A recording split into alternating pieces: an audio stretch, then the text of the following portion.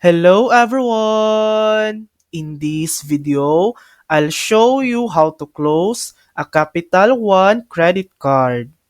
First, make sure your balance is fully paid off and redeem any rewards you still have. Once that's done, log in to your Capital One account online or through the mobile app. Go to your card settings, look for the option that says Close Account or Manage Card. Follow the prompts to confirm the closure. If you prefer, you can also call Capital One Customer Service.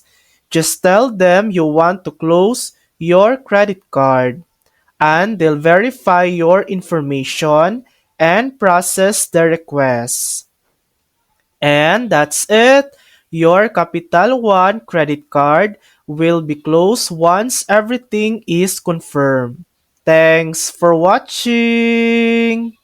If this video helped you, please like and subscribe for more helpful tutorials.